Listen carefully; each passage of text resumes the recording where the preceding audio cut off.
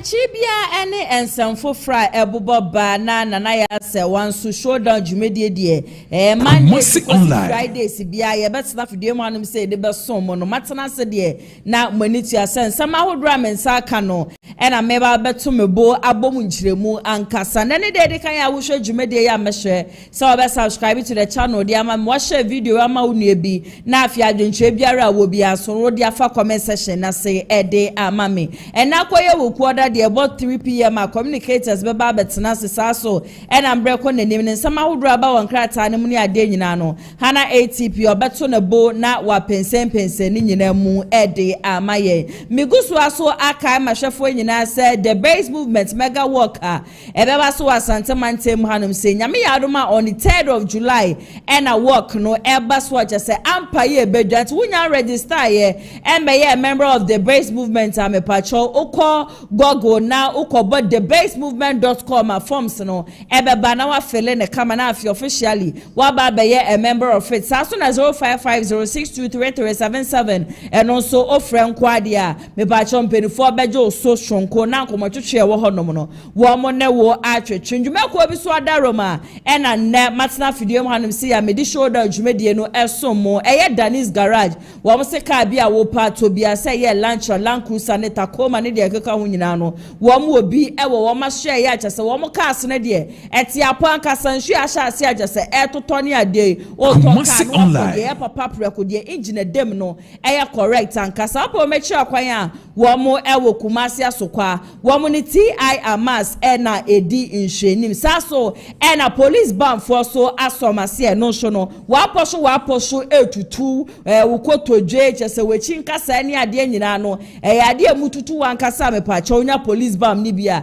de hia ne se wada ho no wo ne yeti kakra bi na ye de massage wechi ne kama de ma ukotodwe na wuntumi ntia wo nan so no ye de massage ye ukotodwe no de ma wa mepacha bebi abeso okobia no wo betumi akwa no am share Ghana match na in fact na mo wonam nyina ya mo ho hye ye ne mesram kwana kobe police bam ni bi na eja yemfa ntwitwu kama na gina wo na so na ne kwa ewuku ade ya de che eden ya beku adwuma fia dan so wo beku adwuma the best movement work nso ebeba hwe mesram mo obi ankwaji bi na eja yemfa ntwetwe ne sade ebe ya work ne hyase a obekire sen ne bema ene de wotumi enante no no akasa ho say yes metutu me nine number no ene da kasafoni na so nti wo fra wo mo nkwade a wo benya bi ato efri wo mo honom me a metire dwam de dwumade so aba be so mo medin ene nana ya se wa me ransem ni mu ade ama ode a from last week e be nyina na akompre ko hine Japan wa trend yankasa na nanom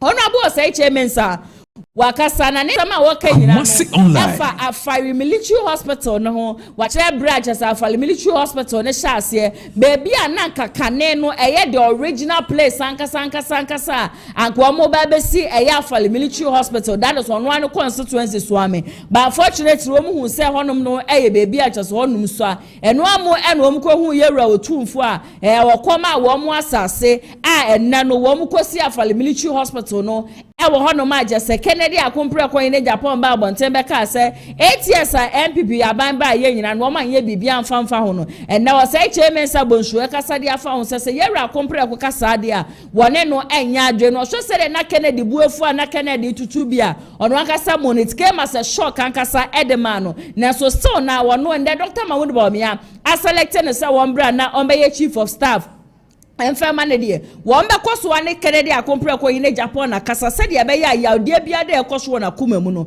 obeyi ni nyina no e de afiri ho yentie eye Osei Mensah bonso ensema de atudwa e de afa military hospital ne ho femra sisi ya Honorable Osei Mensah Bonsu is the Chief of Staff at the Bawumia's office. He's a former MP for Swami constituency. Mupati moedi. Even though MP passing ke nima moye elections when Betty did nas for but to say more ID pa Dr. Bawumia or no party paying for you bidum kosu say oh when put your makan sampa the tier party or mokrombo de officer amonka party no but he's doing all that it takes to unite the party. Tinaka party and why kama pa mo din last week on a chance say yet honorable candidate Agyapong ne kasa ne mabia okaka one kasa as a chief of staff for Dr. Boakye Sisiano and some no utiano a hawana and some now okaka no kre woman say na mo fano at the office of Dr. Boakye. No, see. Me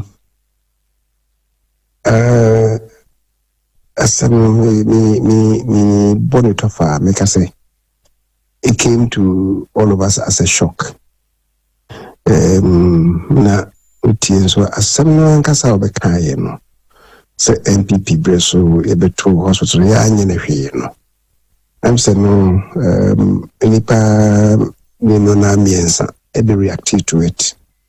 The current ranking member on the health committee of parliament Dr. Ayu Free onumpo utiane nechi obeka bi say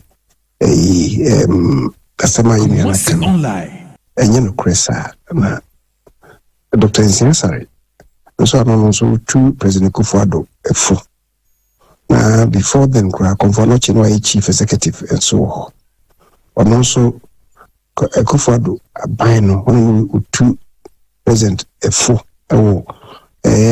health apomdin ensem ho ona na oka Dr. Oka Ajimame no minister no na mutu President for iti agenda 11 facilities ona na President Yasha sa utu for and the before so implementation yadi enti also the KB say in your national kind institution sa and among the facts buy so we buy Kufuor buy 2017 na the NDC for Ashasi also hospital President Kufuor and the compare musika nanki ebe Ashasi no nanka ebe no so for life also so for life ona kani ex-servicemen no more barracks or more dying CCC ho ebia ebe interchange no echi ho eno also na mo dying BC ho de wana nanka ye koye eda no ekwa akosi ensuo mu ho ebia sese na over bi abana nti omo be inspection no asase omo koje be inspection no ana mo kaso asase ni swa se de bi no person ye expansion bia untimi nti enu mu na ye se omo de asem no omo eni so yafo no ye se omo de ko 37 akoye expansion with 37 sabre na General Smith and a defense minister ena so be kaya MPs in Ashanti resist our concern with parliament, the floor of parliament ema asem ye sande be tutumfo anim ena me ye so munya asase eno na ema otumfo ema ahemfo bi di anim a ekonya afari de no enti that was it enti ebushafo be kire mu say facts no nya no kore na 40% no Kufuor do free her first time and here they cost 74%. Hello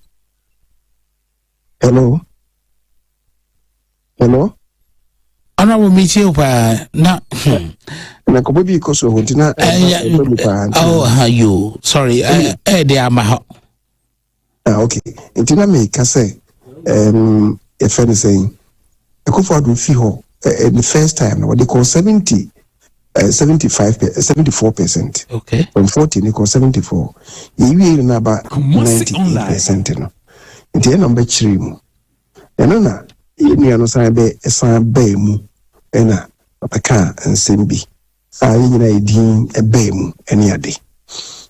Me, the Emmy there would be and say, oh, good dimbi. Ye dynamic crime be dinka. Say, was say ye didn't attend na ultimately na platform so waka say na condition so say me kra sanko for the team no na platform so to me that is where we can begin the discussion from so enti the me patch and say before say achia ni muye se be bu nyina de on say wo kan ye wo se Dr. Bamu Wemia na say ni ma anama wo tuo krofo no mu hia ebi mu mpa yesi o asema maka no we dey emu dua say people are saying you mo kran fi party no Bawumia obaye ro komo no akudi nkomo to bring everybody back. So I think that in as well kind and be some make us say ye dear. Now so assembly by the anonyketema at the syndicate maker. We must get to him.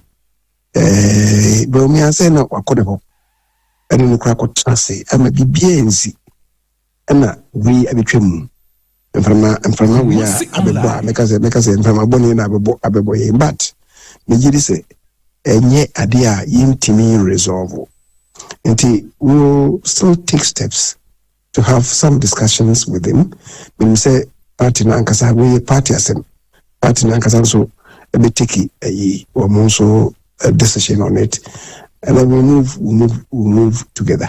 And when we say we'll have to do everything possible. Nyabano na yenhwe say ebo ebeto eyemu. Oma ono tiki on any man will be a bubeton him na yahwe say masa ebi we dey ankoyi nyina yatranse senebisi akono. I'm hoping for the best. I don't want to prejudge anything, but we try among immediately, and then we'll see where to put this whole thing. I see. Odrambo Mamma Umre na Fajo Home, Medasa Pasa, Enya, a rechishes some sea, a de frio, Yami Sharpa, it does pay. Radio Pure 95.7. Ebusia for Osei Kyei Mensah bonsu ena yetie ne nsem nyina ba watcher say nsem ayewra kompre ko beka yen de na ye ne wanwa kakra achi ahwo mu ya ne sisia ne nkabom no we hu say ya de awuhia ye papa to mekoso a akwa kompre ko hine Japan anim na eja wo ne na kwa akokasa wo makwa akokoto akwa akosere no eja say ye bodi ne ye boni din kan wa ne kede so no de wo no Osei Kyei Mensah bonsu ejina platform shoda enye campaign o say said Dr. Mahmoud Bomi akone nchen ene na kwa akodi nkoma bibie nsi baso na wo montena wo mto so wo mekoso akọ na wo ne Kennedy akọ kasa na yade bia wona kuma mu bia no weyi edi afiri honom meto asam ne so edi amamode a na chese no ada metena asem ka kira mse petition upon petition ena na ekọ eye MPP mpenifo ho na na se neck for ho se wo mpam Kennedy akompre akọ hine Japan na free party no eno na na bantama ba ya no a wo kire se de mani abre ne yampam Kennedy no Kennedy akompre ko hine Japan one onye flag bearer the atoshumienu onye minister the atoshumiensa onje yakare say contract bia fanfri aban bia honoma anaso onye MP ntisem a mo kire na yampam Kennedy no ogu party no se ne wo mo decide kra so mo pam Kennedy has got nothing to lose because akompre ko a businessman no otumi ne Kennedy kasa no pase bia enwumro baba behu ne bedu enwumro be frɛ no na Kennedy enam China ne ade owie no kire se enkrofo adan ne da nyina no ya no mo ba social media no so be di akompre ko hine Japan atam ne ade nyina no anya hwe ne Kennedy o mabuhweni a akomba huahua no ko mu nsi ne fompo anko mo de o montade akra be safom dia ma akompre ko hine Japan say onante so o se yenje ntum se niema amre bi atwam wo mo de ye Kennedy aso kra recently comment obe make about military hospital wo mo gusua ka dia fa akompre ko ho no yade a entwa ye no de be twatwo no oba be political mavis di no show wo free political mavis kura na say na wosifo hiti ne kwan yanko oba be bobo na adwende ama no ho na political mavis say na bantima we dia mesrew ye papa say mesrew woni ye ra Kennedy akompre ko hine Japan kasa me pa chopa ne choma me san say asem no say na me pese me canon so Ghana for antena siesa yanko na yentie na bantima ne se de aso dwane nyina no enfamra sisia wisdom is party ahun obi free mu o man go educated analyst pa mo pa yes man go obi kwa yes man go domo de ko obi atro 50+1 yes krata atemtrentre say akompra ko say o de nzamo ba 2027 na ye twa no na won so ni zem be wulizi na wulizi mo abaye head minister na say wulizi mo abaye dey o ye business on the two ko kontana atwa bi abe friend no pa wo so ofie enumro be duru obefra kana one ho obefra WhatsApp hello mo channel obi otumi no din koma no pa ade be chinwadu no China o ye business o say ade a one na twi the week ni nyina me why see a check here me to be free man the only political party to me the victory every man for no Ghana MPP ade ne more party no buy ne ye di internal election e koso ye true challenge amano ade ba ko pe say yampene na grofo yi papa ya ade enka ntokwani ene maburu se ne bedi watam ye di na tama mesere media ade se de am de to Dr. Haji Bawumia ni mi say mesere no papa ye here 2028 na bantman akaza MPP enka hu say nyanya kura no esukom pete omdu na mu a ebika ndi anya we kura no Dr. Haji Bawumia obeboa mai ache MDC candidate bia omode no beba ndi ye nyama nika say na politician kasa well spoken so what you say na mka say wo betutu bia mankrofo dabi ohu enti babi adu no ye ne mlande a ye di credit Agyapong atem no ye ne credit one here future e wo MPP party nim eni amo ho na ya doso too much social media ni amo ho na enti se be credit Agyapong obi sua ni amesra me candidate oh amom yenya sawo who say political maybe sabetra how na host you no me dem yenya sawo na why ka wasem fofo yanko na fi okay kanza so wo ka say ya mire o ka say de fefe ambo abashi ye ni ema yi so hu o ka wie na me friend abaya me kura me nyire kura me che obe 10 years o asem na keka ne sa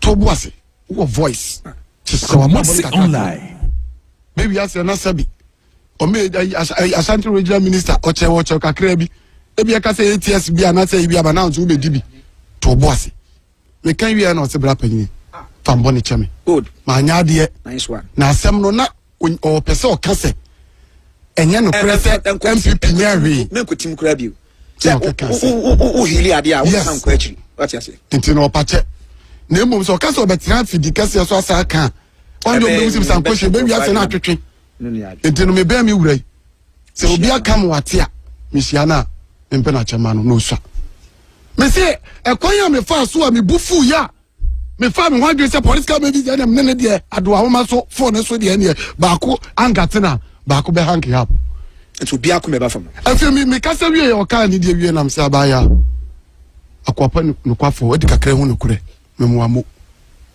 me zo me de achew e kwa afa so ne kasa ye be ye adwuma no ye nyina hand na iwo mesre se MPP Dr. Haji Bawumia Senada so ni mpanfo nkasa omo kwa papa no mo fa ngobi bi o wa ha ya no mo fa ngo eni emeka wa fa na ngo a o ma aka no mfo mo nko na so mo kwa omo ne papa nkasa no mo mpa na che no mo joka temla bontre no mo nya sakrata na omo twe efe de ne maami o abrochima mi Kumasi online mo nyina partition kan no ansa na ame obi otumi so efe se chief of staff mo horo no ye yen papa ye wie o ye ni wie a mo amukọ ye nyina no wa mo za akro otumi horo efo no na petition e ho credit akompre ko Agyapong eye too harsh the Alhaji Bawumia de Kennedy Penasa papa me catch on man no how I mean o ye no ho no Kennedy Penasa pa na mo se ona bo kan mi wura se o me wo no hu ni bi na o me di na tem na hana o mo jo krata yes no mo fama Kennedy Agyapong si yesra no yewura wa no asamba akopɛ ebe na jaji party nkura too much me be ngrofo hu me fraye to bombo onu omogon oni abi fonko no abi fonko den dia akaka compare ko Agyapong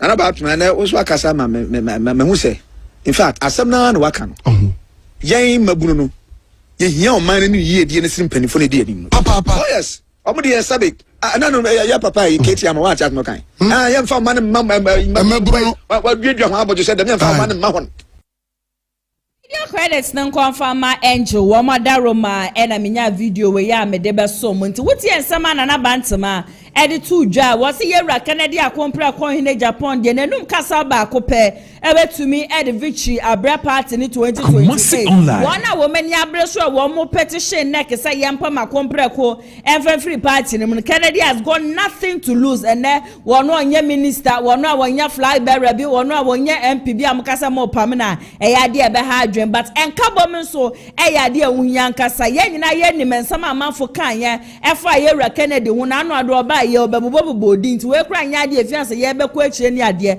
banana bantama akire se nka Dr. Mamudu bo mia betie no betie ni ye pa ade a wo mo masa nkrofo ni nyina tro letter enkoma yewra kompre ko hine Japan no mo kopa na chonko koto enkoso ne nem sa semia ye kan ya yanka ni ye bia no yesro ye papa feche but the question is intinka idea when right after the prime minister and I was sank wo ye ni kwan kra sank wo ka wo ma no tum etena ho no ma atwen so obi na mmeka nkyere wo say during the prime minister mo kan semia ensam fatade fa ba Kennedy hunti no mo nkwada mo nkwa ne chew say na no me be ka kire mo say ya bronya dis wo no kra de wo so okọ UN anga so the petition ko to esan say we hu say Kennedy akompra ko in Japan na church no forgetting the words a wono so you should ma yera Kennedy akompra ko in Japan. I have said this thing countless times say no human being born from a woman can sack Kennedy akompra ko in Japan from NPP. I just say one can say decide say I am so done with NPP. I don't want to do anything with NPP. I don't want to be part of the NPP again. But pass will be to na so be ka say ya pam Kennedy a free party ni mu de busia muntu munda. Don't forget it. Obie ntumi nya saade no na ye won krofo bi o party ni mo wo maka de aburu say abro nyanza man won kan ye onu mpono oguso ate party ni mo how much more Kennedy akompre ko in Japan obi ntumi mpam no nte bushia mo da mo nankasa meto asam no so de ama mo de ama me fa mo kopie mo ka soa na ka soa fo de bushia da ne de nyina wo mo nsam bebe bia ni se bi anye duabo e na se bi anya so oba na obama edi mpema gra na jese de ebeka no na ehwapa ukopie mo ka soa e ho ne yesi NDC fo wo mo chairman na wo ho no ma your friend Seven ejare sebi wa tutututu nsemi ni nyina afa World Cup kuro ya ajase nrada Ghana for ye ne England si akan ya 0-0 so kwa wieche no na echese Ghana for edi nkunim na according to NDC amanyokoi wo chairman ye no kire se na kwoya wono member of parliament e was our constituency ni mu no na ye ne mpena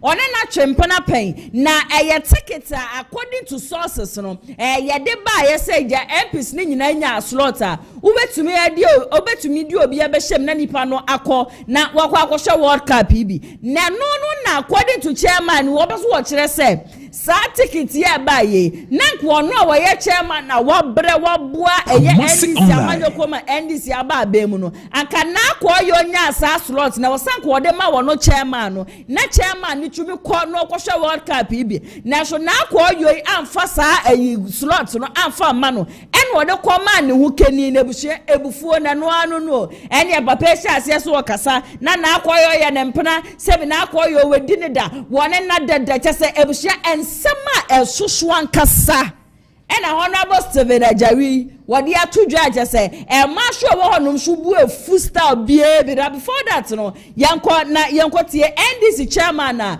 friend of 7 Ajare or worker show constituency and some who were there to draw audio ni audio naja leaky because as a group be a woman and when yana ho and then they show send sa recordings when ya de nyina no and two group ni mu yanko na yensha video no FM sisia oh Ajare must go Ajare must go Ajare must go Ajare must go Ajare must go Kacha mati na akọ no my girlfriend me kan to nyama me ka tender me ka no boku mo pa mo dua bia mo person me ko videos o me ko radio station ma bodua live achi obi say yes na akọ no my girlfriend na be di no what I say na edipa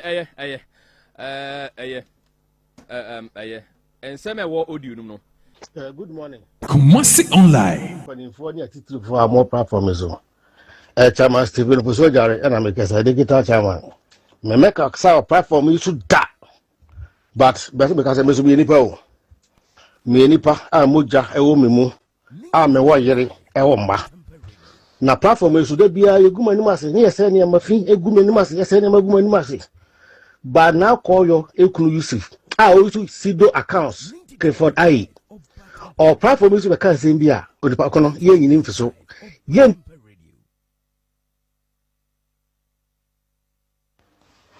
good morning na obabe guma ni mase na ma yese na ma di party sika na ma yese chale me mo sika de da o 2016 you lose election ho yaw and I'm the positions in be pecha mayadi a pains and I'm be boa party no and I'm be boa party no sa be mpo na ko na minimum no even 2017 na ko na minimum no 2018 June ye kokoto constituency election and me di ho na ko yo na me ba chairman mpo no na ko yo no ginsemi we campaign ma chairman Habib ba ye wie no oba me nche be pa me cho and me be ye fine me ka cha mati na ko no me girlfriend me can't win yama, me katenda, me can boku, mopa moment move bia, mopeso, me call videos, or me call radio station. My boy life, actually be say yes, now call your name a girlfriend. I never dino. What I say, now no. And your whole NDC chairman no. Ewa kaswa ena neni abira se MP no. Watch so no ye ne girlfriend said we dwadie de mu kura watete mu nkasai. Ene mu ahoma nyina no wapete mu ankasa se ne be ma no. Wo de awowo baby de ahihye baby ankasa. Ne nyina me se ye World Cup slot yo. So obi nkọ abrochi obi nkọ obi memu. Enko sha World Cup ibio. Na ne nyina kọ ye na ne ebusua ye kaswa NDC women organizers are one more than say and some matches of constituency chairman yakai we good na call you we good any mass yankasa one should ya one your bar one to make a one to na one yasha I say 7 Agyari meka the opebia no fun who into this time there one must say a man penny excellency John Dramani Mahama said the break it a 7 no one JFF free in sem sashuna one must say my melody na so your bar say we shall say bema to me about social media issue be na no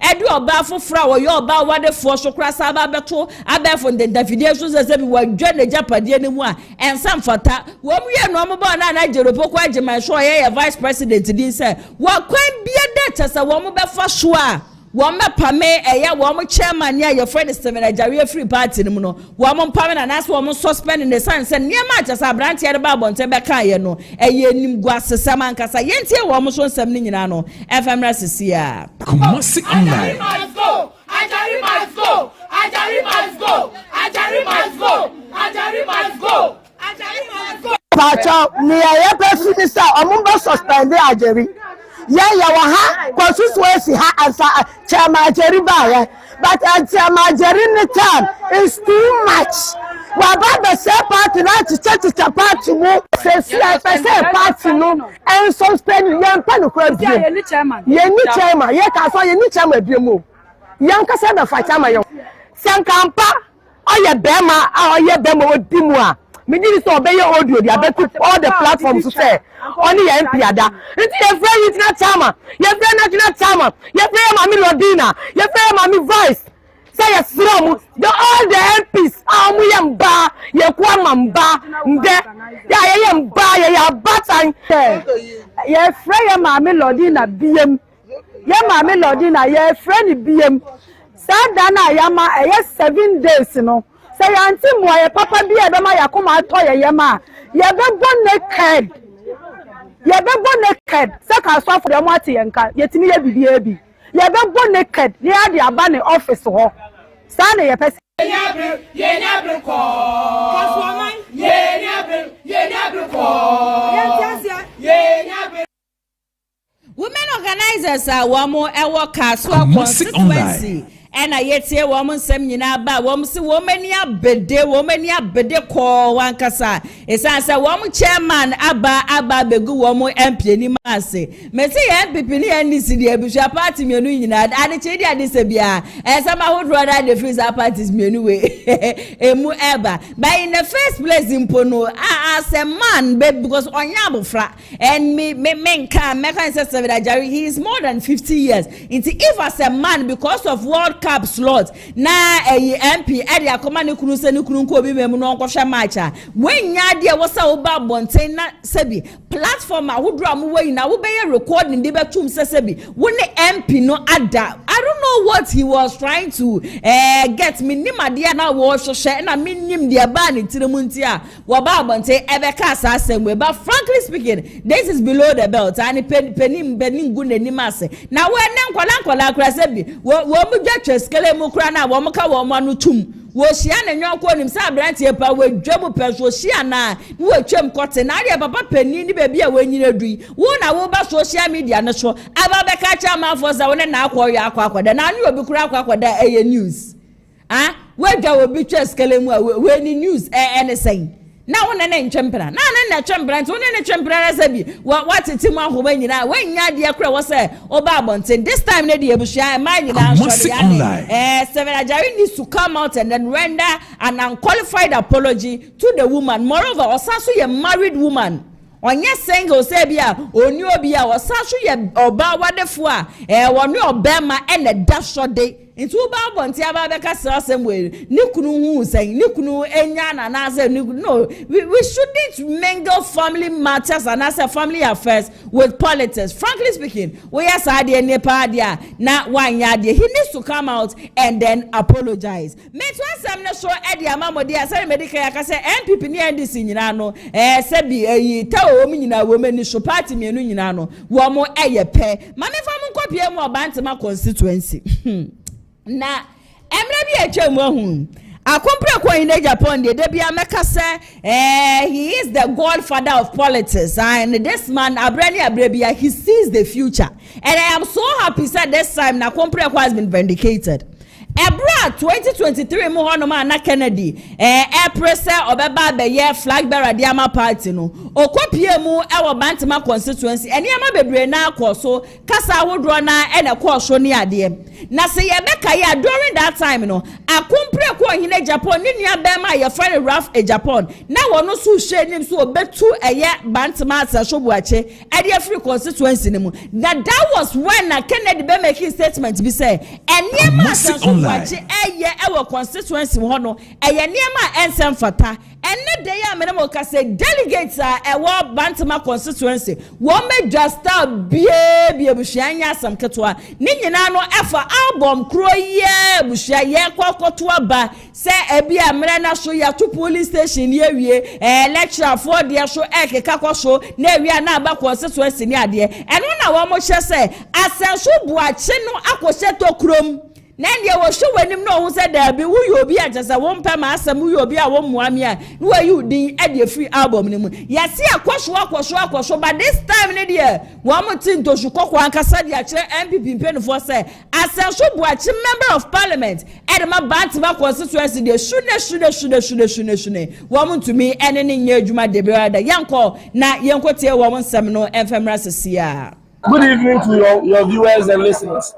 Bantama was peaceful. Everything was going on until we have come to realize that people, the MP and the group of people intend to completely manipulate the polling station album to suit his choices of people he wants them to be executives. Listen, there is a process the party goes through, and we all want to go through the process. So if you run the thing peacefully, whoever gets elected is elected, becomes an executive. We go for election, whoever wins, fair, cool. But in the event where somebody decides that who he wants must be a delegate, so that anybody who is affiliated to you must be taken out of the album, we will disagree. That point is for all of us, it's not for anybody. Maybe you don't trust the album for now? Can you imagine an album that the constituency chairman who is supposed to be leading the process has been taken out of the process because of the MP?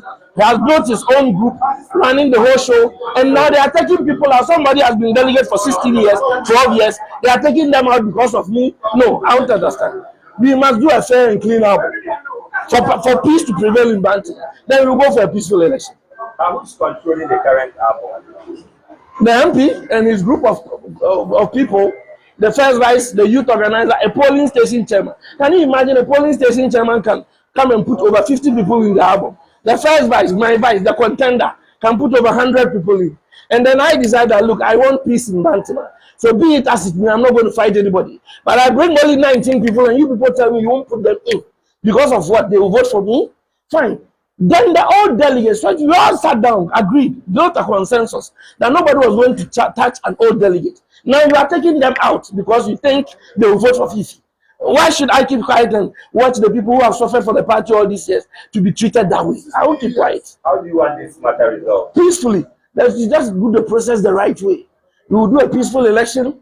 We will do the peaceful process. The party people are happy. Everybody is happy. We go for election. Then come and do all the campaign you can and let me lose. I'll take it peacefully. But when you don't do it that way, you think you have to manipulate, take people out because of selfish interest, it won't happen. Have you petitioned the regional and the national? The issue started building up from yesterday. So I spoke to my regional chairman today. He has given me direction. So I'm going to be writing my petition to the regional office today. But I've already spoken to a lot of higher authority on phone and told them what is happening. Then I realized if you don't take action and you relax, before you realize everything is over. What responses are you getting from the affected delegates? They are the people I'm fighting for. They are over here. They are all happy. They want the thing peacefully. They want a peaceful album. They want the party to be peaceful. That's all. You've been accused of locking up the office and keeping the keys and not. I locked my office and seized everything. You see, I'm the chairman. I'm supposed to be in charge of the album. And when I realized there was too much manipulation going on, I took all the documents and logged it. So that I want everything resolved peacefully, then we continue. Simple. Ebusianti Bantama constituency deɛ ɛkɔ ɛwɔ hɔ no ɛna yɛtie ne nyinaa no aba kyɛ sɛ yɛkyerɛ sɛ Asanso Boakye member of parliament ɛde ma wɔn mo no ɔhajake album na anya ne ɔhwɛ w'anim na ɔhu sɛ ɛnya ade a ɔbɛto aba ɛde ama osimesi onu ɛhyu din kura no ɛde afiri mu ne adeɛ so obi ayɛ delegate 16 good years na esan sɛ nipa ne nim afa ntini ma yi nipa ne din ɛde afiri album ma wɔn so kyerɛ sɛ nya ade a wɔn bɛte ase nnɛ na wɔn mo ate aseɛ ɛkyɛ na Kyei Mensah bonsusu edi nkomo bi abusua ne nkoma wedi nyina no wose ye nyina ye nim se enche kra no na chese national chairmanship no abato no eba be hyase eba be koso chairman wuntumi ane chairman fo nyina chairman odi mu ntintima nkasa Paul Afoko enso atwiniti sa so na dwombo edu so atwiniti na no na nde o se Kyei Mensah bonsu etwetwe nkomo bi a wo chese anya hwe ne ka Paul Afoko mpodie wa contest pen wa baba ye national chairman the ama party ne painting nkonu ni susu a enka maye ha ya adwen kura kwankwoto ababia anka Paul Afoko mbom entine kire nka wonti atia ne nanti ma ne contest na ka ndie won hwe won ni mbom na wo mon contest bi pen no sankrofo ni mbom enko na mse sa ade ebushia party ba ko pe ene betumi esi wom MPP Sanye MPP de betumi esi wo ma kire me party kropoten a wo be hu say yese election edru yese obi akwa contest na kwa brane a wono ne frɛ ne ho se wodi party ne mu so many years anya sure say Kyei Mensah bo so aye minority leader de pay wa ba be majority leader pay wa ba be ye MP de amaso am so many years etumi ba bonte be kasa Paul Afoko contest paint no want to Kyei na ko obi from bra na ye bia Dr. Mahmoud ba mi awan contest 2024 ye Dr. Mahmoud ba mi na mode ne koy nti adenti na party no ko election na party na report ni buase wi anya asam ketwa mo anka se Dr. Mahmoud ba mi antena nkyɛn no obi from bra no ba mi obey vice president 8 years obey running mate 8 years mo sa so kura de na ko wasa so awe no ontene Kyei na ko obi from bra na nka nipa no mo ko support no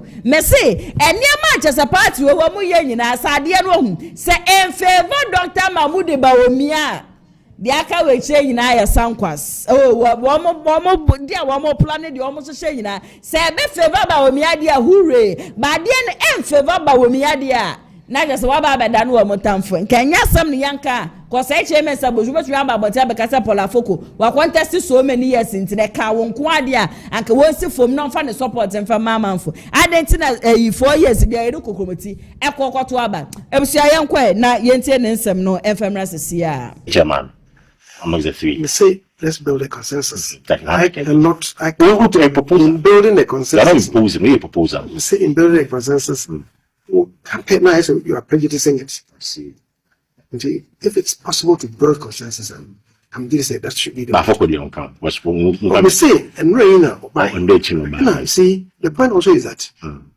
your chairman, first vice, second vice, third vice. Yeah.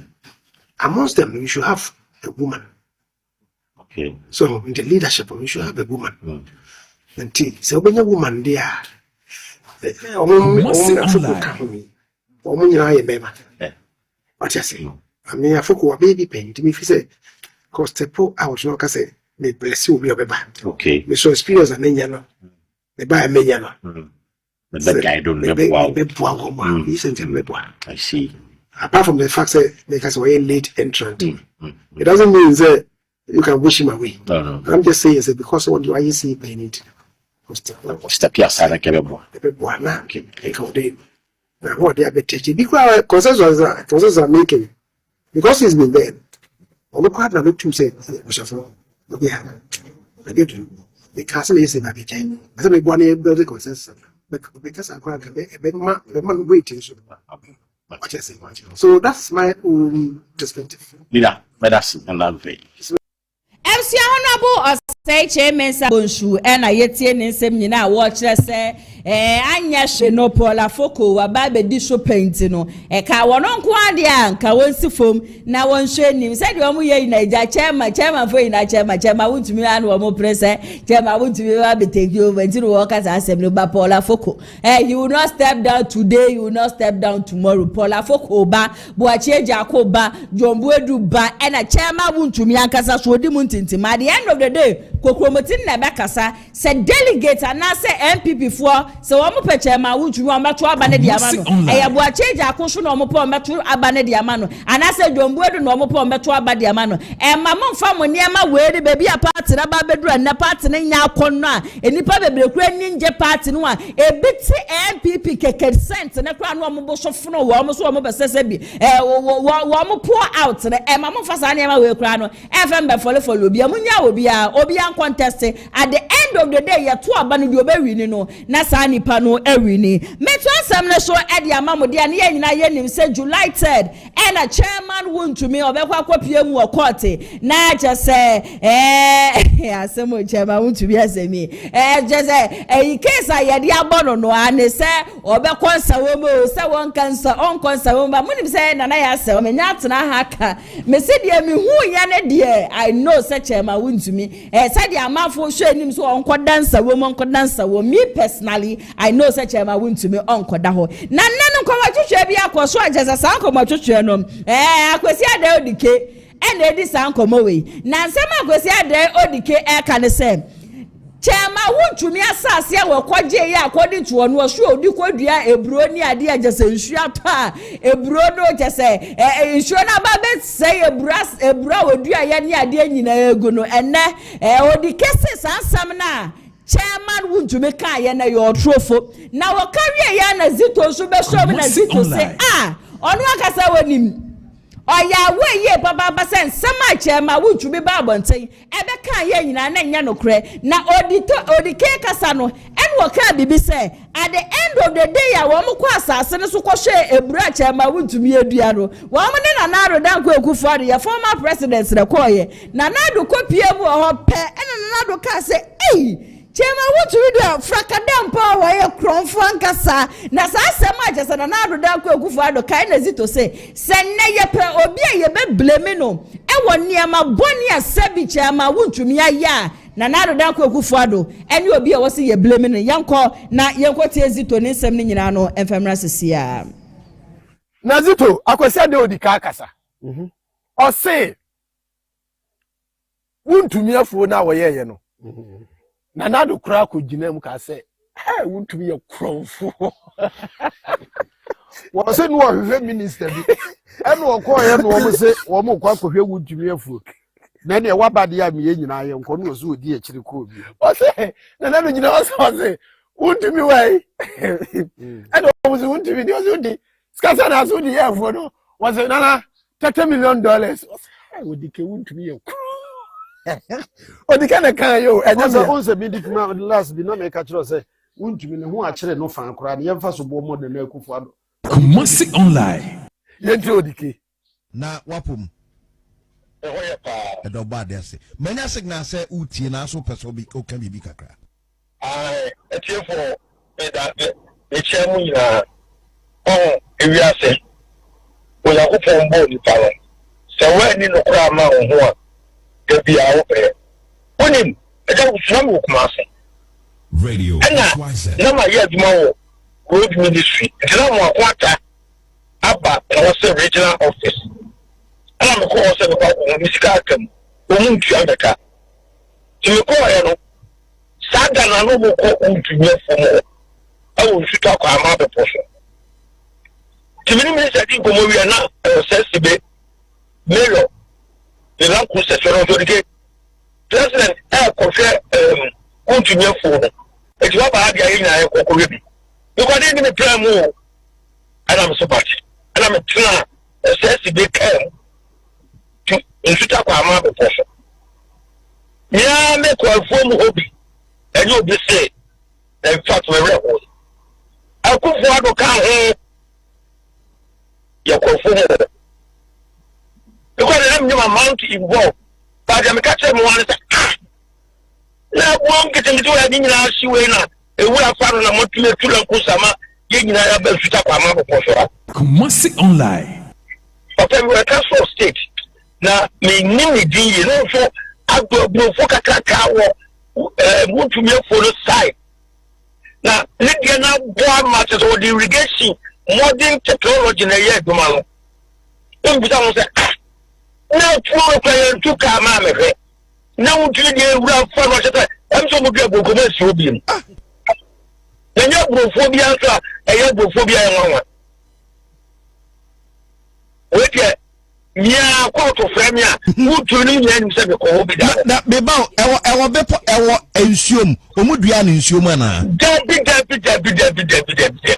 ensuta kwa mai bo poso ye du ko me sa ko kakra eko animu ase ye ko room tuta kwa mabopo so ye sa fa kwa so contractor kwa ye ko ni mu papa asase ya ntam enso bia ni ho enya bia wo ye platform bi bia kasa wo boa we dia mia nyakopon ade bia wo said that you want that me that's right mia I chance on them that day na ko bi mia makofo order yes because ose ensu yira fafuo ni nyinada a chese ya nya bro betem kra o me say enya no kra da ya dem ya mako bi na dia me nwa kwa ne say ya ko fufu agwa kan we online ya onanti ka kra bia no o mo ko tra la cruise efo mo wanka bibia ye for the ba ensuta kwa ma himfie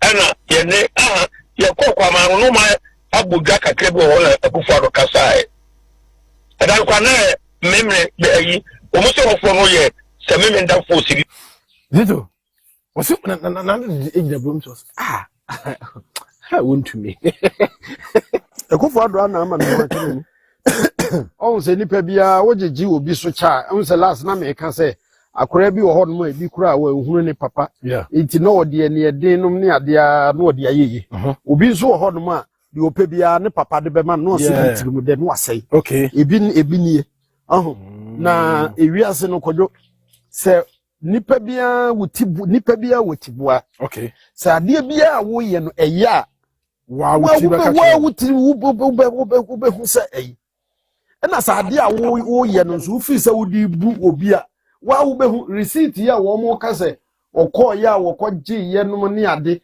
ka pempe so ba ne kanya ne se Ghana fo mu nsori o enka pempe so ba no a because they be kojo eda satam na ne ebubo aba no ana yi no kwasi adra no ha memenda ye to ba wie be bubo na wudu bi pegya ne nsa hwe wie online Jehovah Erakat Jehovah told Yashak no na me hwe de esi ye ya no onim se NPP lusu a na be kire de wo ho so ho na nka wonim se NPP fra ben mu a ho be kire wo na ebi a wakwa ye eniema bi a enye do Bible 2 of war Matthew chapter 5 verse 25 Matthew ngoma etirenum chichemu aduonunum wase wone wo nkrobo wase wone wo nkrobo ni wo kwan so no wone nkrobo ni wo kwan so no wone no mom ntem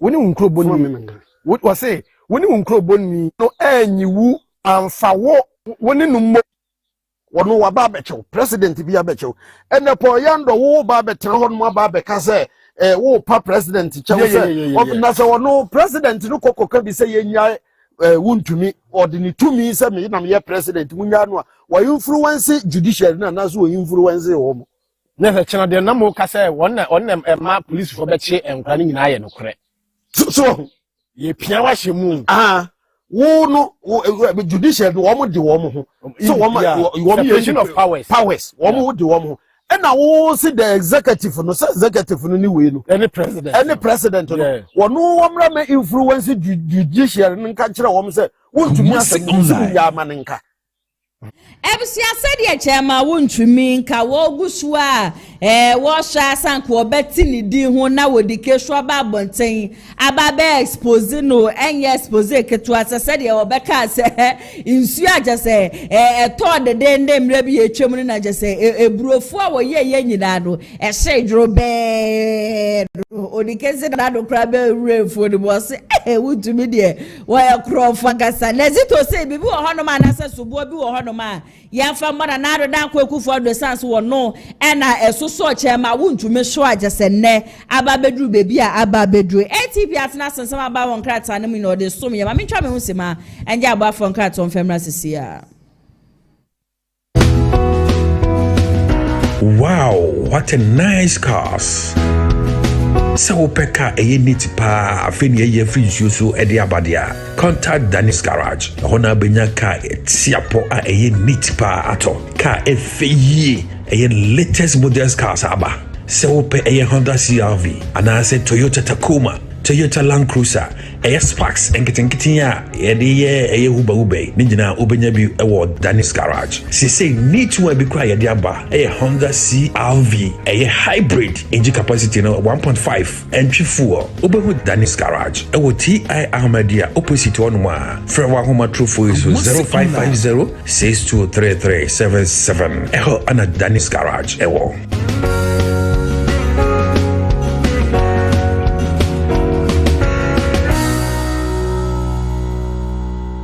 Alright, into who Danis Garage car openo wo menye bi ede ama mama ATP akwaba nana ya sewa bibi aboko yesu atom down so obadi adarma nenseme na aba wonkata ni okay mami for the new publisher for my tie ni ahwefo nyina kwaba for my ne day show down jumedi so nene wo be pie mu e wo kratafa toso yemienu a na say adwasafo ni foni edane foni eda se ne de bra sese na no kwasia da eto tutu okọ so sese bi ka no metwa ho foni kama ede abeto nkrata yanim na krata yi ebo ho amane se na no ada se sa incident no esi ye no ye bi ye sister na se maami adwasafo ma abonten be ka sai na afi na poma yi kwan a se watimi ababe kan sem bia ne nsema wo ka ne se twedi amponkwa me di ni ho afofie nkenye sa de nka by this time no ko atwo ne papa wo se ka ne se wo sama ado ho no na time na se tutu ho no ekoso no ne papa sama be gina ho no mpa be nya sa de nka tutu ne nke course no ka by this time no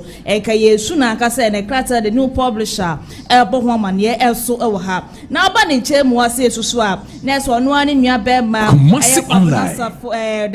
na na kwadwosafo akofina ne foni eda ha se kama na no ado wo pie mu e wo course na court agrante eye wo ni be wo ne body guys no 4.5 million Ghana cedis a ene krata the new publisher so ebo ho amane so e wo ha wo ba na siase so a na support afoko ena wo ka sei ero se na open national chairman na wono de obetima ka che ma pani ya na se do to franka e de ma ye MPP amani ko Dr. Baumia se wono de obetimi de aibo ma ye MPP amani ko ma MPP amani ko na tima wi ni yakopon gba 2028 bia no po afoko wo beye papa don do wo gidie warishe mu se de tie bia yakopon gba 2028 no inshallah Dr. Baumia ene be yo man pani e wo kromo se na krata the new publisher etwa homfoni kama so ede aba me the daily guide ede etwa so eno so be piem e wakata ne ma na se no address se ye kwadwosafo kantanka junior mo go piem e wakota ye grant o mo be no krata Delegates so ebo ho amane enso wo Asanso enen sema se poafoko wo kare che Dr. Baumia ni MPP abanu go se de tie be Nyankopon bo 2028 ni kunimdie ebe kwa de aman pipi amanu kuo no ne kratai Asanso eka wasem enso wa hakrata fa to so miensa no na sa dwasafo ese poma kwan ese ja watimi aba be kasa na wo kire mu kasa ya doctor for all say na 37 no wo ma tra mo besi ye papa wo ma ba so ye papa e bi se ya ne se adwuma ko miensa na de aka ne de ese edini ko obi mamu na ja ye kwhwe edema na bra eso mo tutu na ese ebobo glass na bi ewura na adwene mu sanso ene efutu abobo ne bi no nyame nko kana adwene ka hokan ya nka yenti asem de ene kratai eka wasem enso e wo delegate da wunya bia na eja waken kan nyina bi kama so ede amaye sanso na oba na sia se yes Nyankopon bo a on the 1st July ya kan ya bo ne baba betum se hu sanso ne nso so sa ye baba betum ne delegate so asanso etwa hofoni kama so ede abente na no pese ma delegate de ba ye ne bi no ena ma pese bu nyina kama so ede aba wono be the daily searchlight ede etwa so eno so be pm e wo krate ne ma na enra da no na nye fedi agro na Ghana ni England ye se gina kono ano ese ye born we born na we na mu odin ye papa na so twedi ampon kwa be ene kwa me kroma sama ene ayi konfo no chimu sama nyina kogina park de so etwitwa je ma ne nyina ye bordura kasa ne kratai etwa hufo ni kama so ede aba sanso na Joseph so ne foni ede ha sei ensem ese na no kwasi adan woba ababa be chire bu kama kratai ebo ho mane enso wa ha wo ba na siase so onua beba no edo mo kopie mu e wo court e grant wo mu be ene krofo wo twia no mo ka ho no krata daily searchlight etwa hufo ni kama so edi aba na oba na siase wo daily searchlight that's a minority leader ya afanyoma came ne phone eda ha na eno adabo kopie mu e wo mahweje fie na bra wo osori ese wo kasa no ze a enyeme bi kwhwese nko ye kura wo man ga na mu as no no he don't think far, he don't take madness as e come here kwa ese man pani JDM ye minority no de sin chen kwa so mo ti ase se ensem bi wo no ma ehu hia se nka eja obefre minority ni majority ni nya na eja o matena se aka no ye man pani JDM anya ni sao ene wo kwofre ma ye majority ni kwa no no omkohye kukuom no mo yes meeting to no no wonti ase emenu ande so to bi pa ye left and right and kasa e wo ye parliament house so when na so ama minority leaders so ba bonti no say Mensah we ka wani too mate na na anu ada na mo wa ba mi da ye ma pedi dada the show boy ado gaga Jack Toronto the same thing na mo ye buko ye meeting na makohye of Frastar house na mo de ye ba no so ni egwa kohye ye meeting wo ba be kan wasem na krata the research light ka wasem enso wa ha unya bia na eja waken kan so ede amaye me the Ghanaian time so ede eto so eno so be piemokrata ni ma krata fe to so eyedumie me de uko piem e wo kramata mu na no ada se na so man Ghana mu Osei sa wo sore se eja wo be adwuma bra wo be branch na wonya card akọ adwuma so no nye fedi agro na so ko pie wo kramata ba se akọ atwiye papa se ka anko ka ma ni nya ni se nsu ese de bia de tototo no ye se o man Ghana wo yi apa adro de ato abonten de ma ya kwa ni gina atete apa sama inshota etibi maka ankonti cars to so wa hoden kakra rombo se nyade a sa kwan no mo be fa so na aja omo ne ma ba be se omo kopie mu so so abosu kan ya ne ma so ya tetu ya tutu mu board den nya dom be ko e da krata ya twa ho foni se kopie mu amasa man ne sa wan kwan so labishi ni de keke ka ho ya se kwan ne nyenti no ne ama amafo bebre na sore so omo ko adwuma won be di la ye be bodu ba ko still kwan no mutimi ko du 2024 enhwe no mo nkasa asem ne the Ghanaian time so kan wasem enso wa Asanso ene no na nkrata ne bebre na ebo mane se wukopie mu e wo central region se ye ensuto ayeko ye dam so ma frade ne course na se ensu yiri course wo nipa be amafo bebre na efa musuro mo Asanso na niema bebre na ese ye ne be 1700 ene timi ese ye wo western region western region e krata kan wasem enso e wa ha krasa fa eto so eye dumienu na se muntaka na ka se na noda wo friends and trofo ene wodi so munim se wo bibiara se sabaya ma otu bia na so ma krata so betimi akutatuo e wo kuro ma se no ene ma ni mo ye se wo Asanso so de ba ye se ne de mra foforo kra na e balances no ye ba be ye ne foforo nti se wodi ewu ye ene ma ni mo ya bra na Asanso balances ne foforo ne krata the Ghanaian time so kan wasem so e wo ha me the Ghanaian point so na be piemo so krata ni so ne so gold board penny yes amijan fini phone da krata ni kama no se yakopon boa won the 1st July ya ko prizes no ye baba ye de bo foforo kora e de baba to abonte ne krata so e kan wasem e so wa Asanso yakopon boa July 1st July ye tutu nsuo mu any light mu e wo kroma ti ko to light den so de gu so na asamen kasa ye man penny je de na dwuma na wo ye no Sanso na oba ni nchemu ase so ensema Interior Minister Yemuntaka waka de fan say why ja ye man penny dada no wa beba na say ye opay man penny edit to media ma so betimi ayusu eto okroma say no nanimu ni ya say utimi de ba na etimi ma lances foforo ne krate Asanso e kan wasem so ha wunya bia na eja wakenka ne nyina bi kama so eda bense na no pense ma de Ghanaian point e de ba ni business ma pense mu nyina kama so e de abawo no me the Republic Press e de etwa so eno so be piem Democrat fa so ayam yensa na se minority no wo ma pala ye papa ni nya ne se kratai ebo ho ma ne se enu ade se betu odwa se Yakopon bo ne 1st July ensuo bo ni light bo ne ye ba betutu ma pe no se he ne he kene kenya de beti ase wo kroma so ma reject ni nyina ne kratai ka wasem enso wa Asanso na muntaka ne se ma wo kan efa etuo ho na lances no wo de na wu enwu yo wa renew esa wo sa so de ba ne ye de fa emra kwan foforo so edema online kan wasem enso Asanso eno Ghana for England born na ye biro manisu ankasa Kratai kan wasem enso wa hase wunya bia na eja wakenka ni nyina bi kama so edi amaye mame for the metro lens so enfa ento so eno so be piem krata first so ayam yensa nesa dwasafo ni phone eda ha eno abrese onya akonya na ese na woni na busuafo kasa na so de ne nsam etu dwabe eye de ko so na no kwasi ada no eno odi tu dwa se na mafo bebre na kasa wa bre okoduru honom no wonu mom na di kan e shoot first no se ni enye he enya no kra de brada no no adwasafo akra no ni etu okra woni bi dane debo ni ho akra esim kra so to mitine sama na echegu social media so okoduru no oni di kan fire ya ni ada so no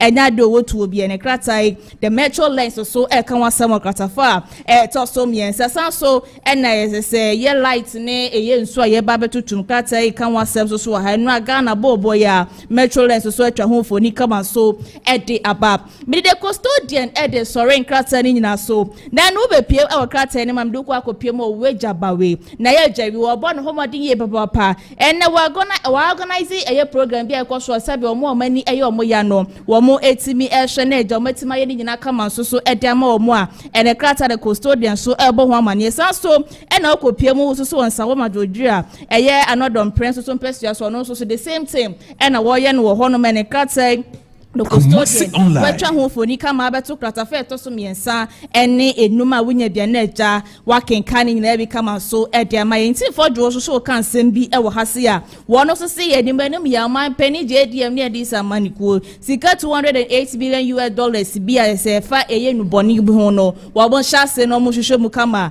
e fa emma wo mo ne krata the custodian eso ede abatima me the custodian so na me fa krata ni nyina fa ise na ya se wa e fa de nyina fa beto asoma yeti fa dane den no moje brete Kumasa Light TV and I think so friends of Kyei Yakopon bo china Thursday so be di hyiemu e ofidwe mo se de be ya ye wo bia ne de nyina so e de be ba beso for now no de ma crowd and they asewa okay ATP ye da se wa pensen krata no nsem nyina de amaye me communicators nso ai radio en chom be ba betena se na ya twetwe nkomo e de afade e koso e wo ye mai mu na Solomon Owusu e di nkomo bi ose ende MPP amanyoko no de lawlessness agese wo mu no ya jensemu ankasa esan se akompre ko hine Japan ntokwa kase a wokon ye edema party ni nyina ekɔwie chie no wo de ne 10 cents na eba abonti wo sensem a Kennedy beka ye efa afale military hospital na ho de one no ya adwe ankasa yentie Solomon Owusu ne nsem ni nyina no emfemra sisia. We come to Solomon Owusu as well on this subject matter. You know, I can understand the difficulty this morning. Online. When you have one of your towering figures going after his own party, then it's more or less pissing in. That's what is called internal bleeding. The man is pissing in and they don't know how to handle it. And since he made that statement on Afari, I could understand the frustrations, especially of the loyalists of Dr. Mahmoud Bawumia. they approached it with insults. The very issue he was complaining about. Remember, immediately after their primaries, he gave the indication that he was not going to talk again. He was never going to be allowed, or he was not going to allow himself to be used, because he felt he has been used. And at the point, I realized that at his age, he would be very sad that all the things that he did, I remember a lot of the things that he did it for the party. You see, so for the party to have turned around and use the same issues that he fought for. You remember the was it Kantamantu issue? There was an issue at Kantamantu. That issue, I remember it like today. When ESLA and the Greater Accra Region had gone there to campaign, and they were met by some tags from the NDC. I mean, almost everyone in the party had become more or less a toothless bull. Nobody could confront that challenge. It took him. That was when he made that statement that you should kill them. Online In defense of ESLA and the party. So if you have someone who has sacrificed like that, and in an internal elections, you do not have any other policy against except what he did to save the party itself, then he will be worried. He will be worried. Let alone the various sins that he spoke of. You know, he made mention of the 10 sins. It affected him also. He was worried about that. Yes, because he felt that by all these things, I did it to save this party. So, in effect, you used me to achieve your political ambition and only dumped me. So he is not going to go down alone. He wants to tell the party that, yes, you might have used that one to win the internal elections, but I'm also going to use the same thing to make sure that you are kept in opposition. The Afar issue. For the sense that I gathered from what he said was that, look, yes, it has to be completed. And we have said a time with that number at the United Party that under no circumstance must that project not be completed. It has to. Because it is you and I, our tax revenue. If you don't complete Afar, how would you go and start a new one?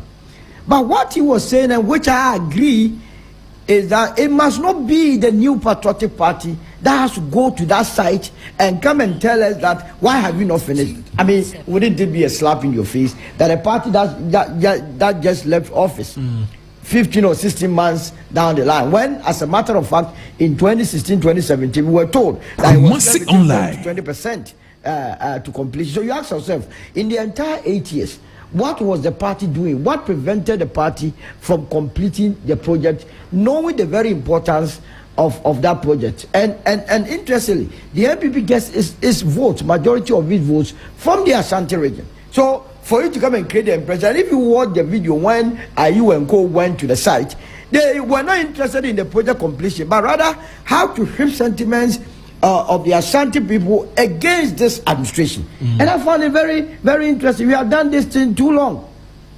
Where you lump a whole tribe, a whole region, and pitch them against a political party. If you went to Ashanti region today, it's not every member of the person living there that supports the MPP, that supports the NDC. The United Party has a huge following in that region. So for you to have gone there and create the impression, go with support a party, support I saw my own younger sister, political babies, shipping sentiments.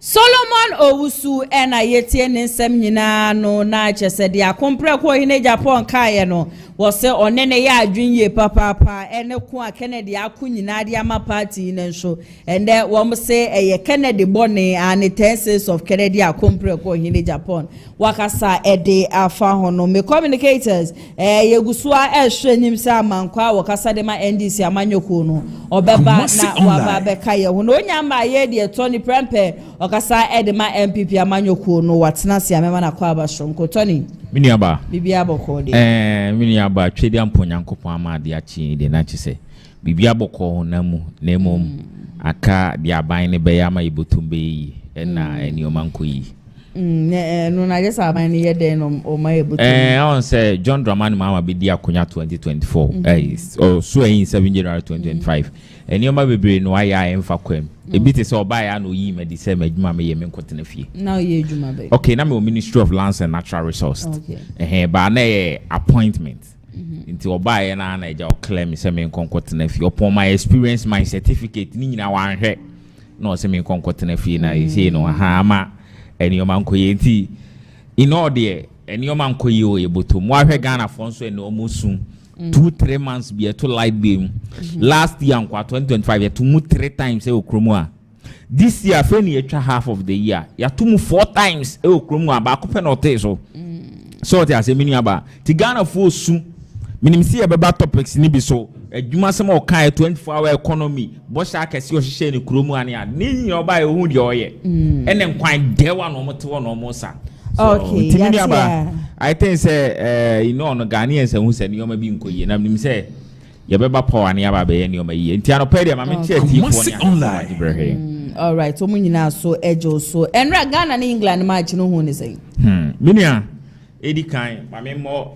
players na ba so titiw ne ye goalkeeper no any coach in fact enra nye keeper na nke betima share be for ne yes Benjamin Asari in fact or one of the fantastic guys make I say President John Dramani Mama see free tournament in the crane be drew Ghana in fact on paba so body bi on one farmer guy because enra saves a guy ne no and I me two Ghana for me me two me on for match in Ghana be bo match bi amini about difufu yes difufu enra pa I am shebo bi anomo hey enra ja difufu ti mimi se enra no pa mi bo fufu ti enwumre mu okọ na me pa mo ne nkwan bi na me de touch na me si bo no nso no kra no me yem ti bi hye na aduane ni naira so me ni ababa yi o yem mo mabaso ni enso mu nkran say omo ko manim no omo modern is it I think say next match is Saturday omo nyire omo nye training so Croatia dey ebetumi ahye wo hey me ni aba emfa ni say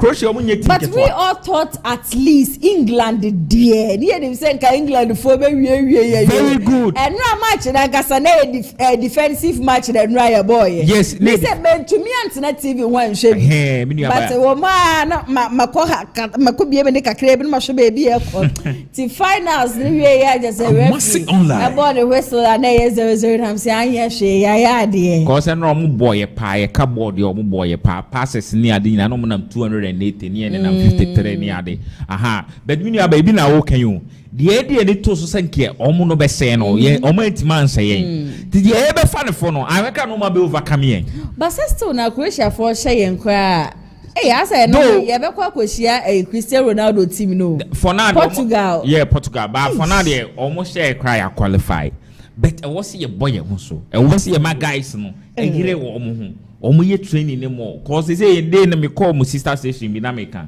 me no taxpayers money near dey hwe omo flight omo the coy omo appearance fee each person 100,000 omo da aduane omo di hotels omo da ne ade me no taxpayers money it was say omo hwe sika ene ka ye boso no mutimi maye ho resource so menu aba no mo bobo de say ni monya because media wa be hwebo ni bibia di kan di ufufu ansa but do you see say Ghana bet to me win World Cup no and there absolutely no men trend that Ghana ni bia yes menu aba o performance ya enra enye enra kra ye ne Panama hwe omo boy ankasa nyame adom ne ma ye say go so enra hwe boy ya over 80% of the ball no omo boy totally men Canada can't bear 1-2 bi ni nyan I no cry enti man sha aha ye come on dia omo boy we chances enkofo ni nyan nti I don't think say ye betimi age work up on ba minim say ye be koye ni but at the end of the day mubo mamo aya share Panama yetimi nya ye 3 points